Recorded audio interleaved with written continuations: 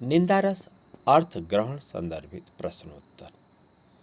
एक ऐसे मौके पर हम अक्सर अपने पुतले को अखबार में दे देते हैं। क से क्या मैं गले मिला, क्या मुझे उसने समेट कर कलेजे से लगा लिया।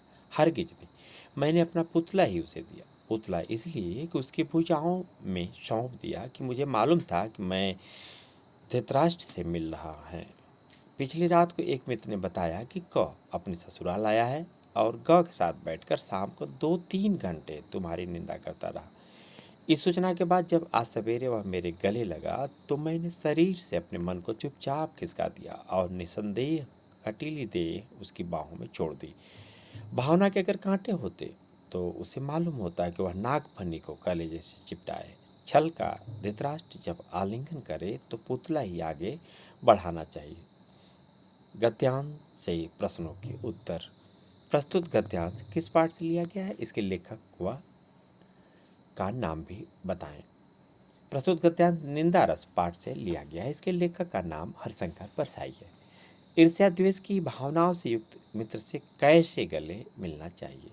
ईर्ष्या द्वेष की भावना से युक्त मित्र यदि गले मिले तो उससे संवेदना शून्य भावहीन होकर ही गले मिलना चाहिए, क्योंकि गले मिलने के लिए जिन भावनाओं और संवेदनाओं की आवश्यकता होती है वही भावनाएं ईर्ष्या द्वेष की भावनाओं में दब जाती हैं। अतः ऐसे मित्रों से सावधान रहना चाहिए। लेखक अपने मित्र क से किस प्रकार गले मिला। जब लेखक को अपने किसी अन्य मित्र से यह ज्ञात होता है कि मित्र क किसी ग के नाम के व्यक्ति के साथ बैठकर उसकी निंदा करता है, तब लेखक उससे भावहीन व संवेदनाहीन होकर ही गले मिलता है। छल का धृतराष्ट्र जब आलिंगन करे तो पुतला ही आगे बढ़ाना चाहिए से लेखक का क्या अभिप्राय है। लेखक कहता है कि जिस प्रकार धृतराष्ट्र ने ईर्ष्या द्वेष के कारण भीम के पुतले को भीम समझकर नष्ट कर दिया था, उसी प्रकार धृतराष्ट्र के समान छली एवं कपटी व्यक्ति तुमसे गले मिले तो भावनाओं से शून्य रहित होकर पुतले के समान ही गले लगाना चाहिए।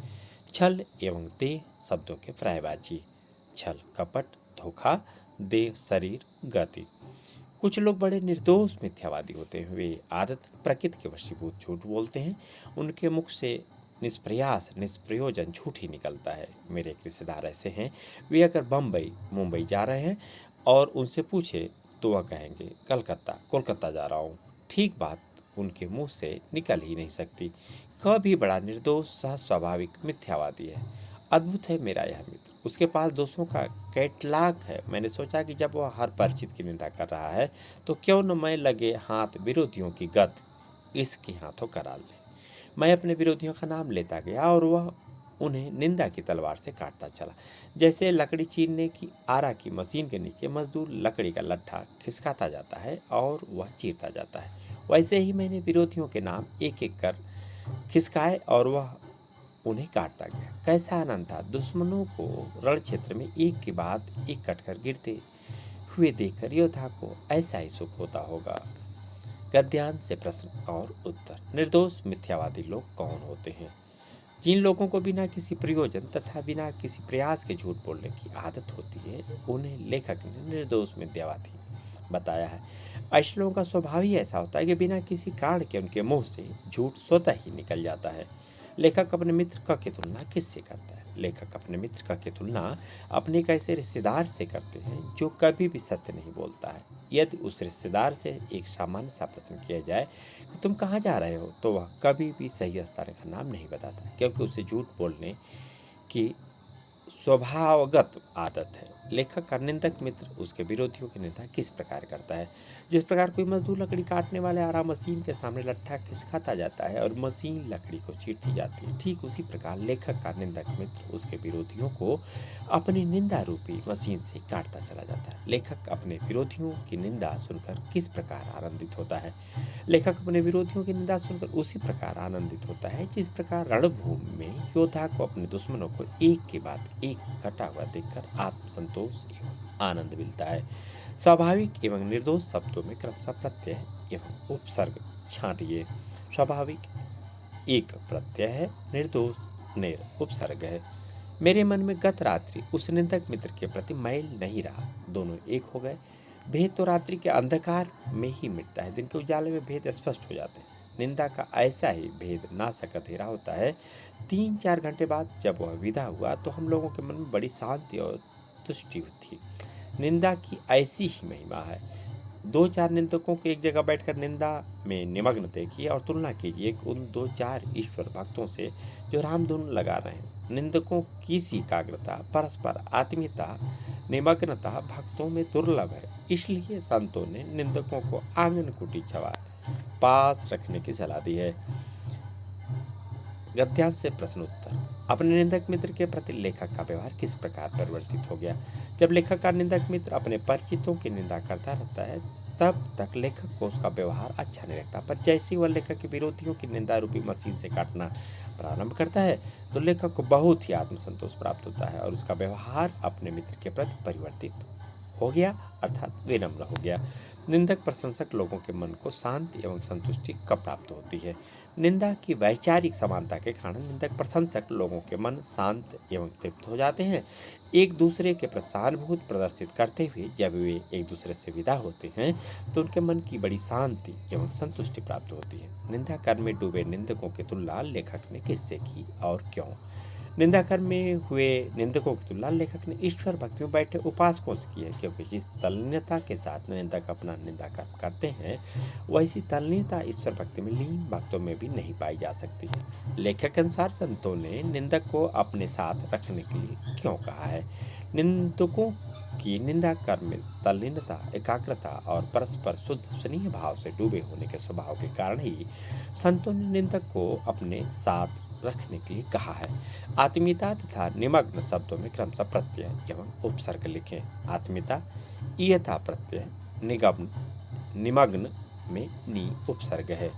कुछ मशीनरी निंदक मैंने देखे हैं, उनका किसी से बैर नहीं, द्वेष नहीं, वे किसी का बुरा नहीं सोचते, पर 24 घंटे वे निंदा कर्म में बहुत पवित्र भाव से लगे रहते हैं। उनकी नितांत निर्लिप्तता, निष्पक्षता इसी से मालूम होती है कि वे प्रसंग आने पर अपने बाप की पगड़ी भी उसी आनंद से उछालते हैं जिस आनंद से अन्य लोग दुश्मन की निंदा इनके लिए टानिक होती है। ट्रेड यूनियन के इस जमाने में निंदकों के संघ बन गए हैं। संघ के सदस्य जहां तहां से खबरें लाते हैं और अपने संघ के प्रधान को सौंपते हैं। यह कच्चा माल हुआ, अब प्रधान उसका पक्का माल बनाएगा और सब सदस्यों को बहुजन हिताय मुफ्त बांटने के लिए दे देगा। यह फुर्सत का काम है, इसलिए जिनके पास कुछ और करने को नहीं होता वे इसे बड़ी खूबी से करते हैं। गद्यांश के प्रश्न और उत्तर। लेखक मशीनरी निंदक किसे कहता है? जो निंदक केवल निंदा कर्म को ही धर्म समझते, लेखक ने उन्हें मिशनरी निंदक कहा है। ऐसे निंदकों को किसी के प्रति कोई मनमुटाव अथवा शत्रुता का भाव नहीं होता। ये पूरे शुद्ध भाव से दूसरों की निंदा करने के कर्म में लगे रहते हैं। लेखक के अनुसार निंदक लोगों की निष्पक्षता का प्रमाण क्या है? लेखक के अनुसार निंदक लोगों की निष्पक्षता का प्रमाण यह है कि वे अपने पिता की निंदा भी उसी शुद्ध भाव के साथ करते हैं जिस शुद्ध भाव से अपने दुश्मन की करते हैं, क्योंकि निंदा कर्म के आगे वे किसी को बाधक नहीं बनने देना चाहते। संघ के सदस्य किस प्रकार किस कार्य को पूरी लगन एवं निष्ठा के साथ करते हैं? लेखक के अनुसार निंदकों ने अपने निंदा के कारोबार को बढ़ाने के लिए संघ निर्मित कर लिया। संघ के सदस्य इधर उधर से निंदा की खबरें लाकर संघ के प्रमुख को सौंपने का कार्य पूरी लगन एवं निष्ठा के साथ करते हैं। वर्तमान समय में निंदा का कार्य कौन व्यक्ति बड़ी कुशलता से संपन्न कर सकता है? निंदा करने एवं सुनने के लिए व्यक्ति के पास फुर्सत होनी चाहिए। वर्तमान समय में निंदा का कार्य कर्महीन व्यक्ति ही कुशलता से कर सकते हैं, क्योंकि इस पवित्र कार्य को करने में वे निपुण होते हैं। कच्चा एवं दुश्मन शब्द के विलोम। कच्चा का पक्का, दुश्मन का दोस्त। ईर्ष्या द्वेष से प्रेरित निंदा भी होती है, लेकिन इसमें वह मजा नहीं जो मशीनरी भाव से निंदा करने में आता है। इस प्रकार का निंदक बड़ा दुखी होता है। ईर्ष्या द्वेष से 24 घंटे जलता है और निंदा का जल छिड़क कर कुछ शांति अनुभव करता है। ऐसा निंदक बड़ा दयनीय होता है। अपनी अक्षमता से पीड़ित हुआ बेचारा दूसरे की क्षमताओं के चाँद को देखकर सारी रात स्वान जैसा भोगता है। ईर्ष्या द्वेष से प्रेरित निंदा करने वाले को कोई दंड देने की जरूरत नहीं है। वह निंदक बेचारा स्वयं दंडित होता है। आप चैन से सोइए और वह जलन के कारण सो नहीं पाता, उसे और क्या दंड चाहिए? गद्यांश से प्रश्न उत्तर दें। लेखक के अनुसार निंदा कितने प्रकार की होती है? लेखक के अनुसार निंदा 2 प्रकार की होती है। एक निंदा ईर्ष्या द्वेष से प्रेरित होकर की जाती है तथा दूसरी निंदा मिशनरी भाव से की जाती है। इसमें निंदक उसी भाव से निंदा करता है जैसे मिशनरी अपने धर्म का प्रचार करते हैं। ईर्ष्या द्वेष से निंदा करने वाले निंदक की स्थिति कैसी होती है? ईर्ष्या द्वेष से की गई निंदा में निंदक बड़ा दुखी रहता है, क्योंकि वह चौबीसों घंटे ईर्ष्या से जलता रहता है। वह दूसरे के सफलता की चाहत को देखकर अपनी असफलता से दुखी होकर स्वान की तरह सारी रात भौंकता रहता है। इस प्रकार ईर्ष्या द्वेष से निंदा करने वाले निंदक की स्थिति बड़ी दयनीय होती है। लेखक के अनुसार ईर्ष्या द्वेष से प्रेरित होकर निंदा करने वाले व्यक्ति किस प्रकार स्वयं को दंडित करते हैं? ईर्ष्या द्वेष से प्रेरित निंदा करने वाले व्यक्ति ईर्ष्या की जलन में सारी रात जलते रहते हैं। अतः लेखक के अनुसार ईर्ष्या द्वेष से निंदा करने वाले निंदक स्वयं को दंडित करते रहते हैं। प्रस्तुत गद्यांश में लेखक ने किस शैली का प्रयोग किया है? प्रस्तुत गद्यांश में लेखक ने व्यंग्यात्मक एवं विवेचनात्मक शैली का प्रयोग करते हुए लोगों की निंदा करने की प्रवृत्ति पर कटाक्ष करके उसे विभिन्न उदाहरणों के द्वारा स्पष्ट किया है। दयनीय और दंडित शब्दों में क्रमशः प्रत्यय छांट कर लिखिए। दयनीय में अनीय प्रत्यय है, दंडित में इत प्रत्यय है।